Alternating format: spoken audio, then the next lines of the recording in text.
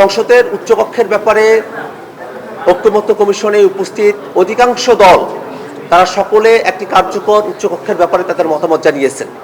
উচ্চকক্ষ কিভাবে গঠিত হবে সে ব্যাপারে দুটি ফর্মুলার কথা বলা হয়েছে।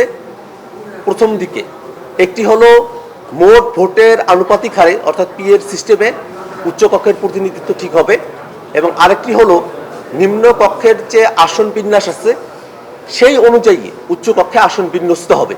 জীবন অবাক না করলে কে করবে? 28% মিল্ক ফ্যাটের অবাক করার সাথে ফ্রেশ মিল্ক পাউডার। জীবন অবাক করুক প্রতিদিন।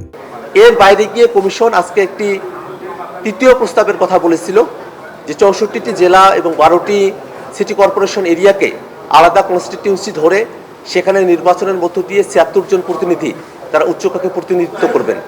কিন্তু ঐকমত্য কমিশনের তরফ থেকে নতুন যে প্রস্তাব করা হয়েছে জেলা এবং মহানগরকে নিয়ে কনস্টিটিউয়েন্সি করে উচ্চকক্ষ, সে প্রস্তাবের ব্যাপারে ঐকমত্য কমিশনে উপস্থিত দলগুলোর তরফ থেকে ইতিবাচক কোনো সাড়া পাওয়া যায়নি। বরং আমরা যেটা খেয়াল করে দেখেছি যে উচ্চকক্ষ কিভাবে গঠিত হবে এই প্রশ্নকে প্রধানতম করে উচ্চকক্ষের প্রয়োজনীয়তার জায়গাগুলোকে নড়েবড়ে করে দেওয়ার একটা প্রচেষ্টা এখানে লক্ষ্য করা গেছে। আমরা দেখেছি এখানে অধিকাংশ দল ভোটের অনুপাতে পিআর সিস্টেমে উচ্চকক্ষে প্রতিনিধিত্ব নির্বাচিত হবেন সে ব্যাপারে যখন একমত, এটি কার্যকর উচ্চকক্ষ হবে যে উচ্চকক্ষ 2/3 মেজরিটিতে সেখানে সংবিধান সংশোধনের বিষয় পাশ হতে হবে।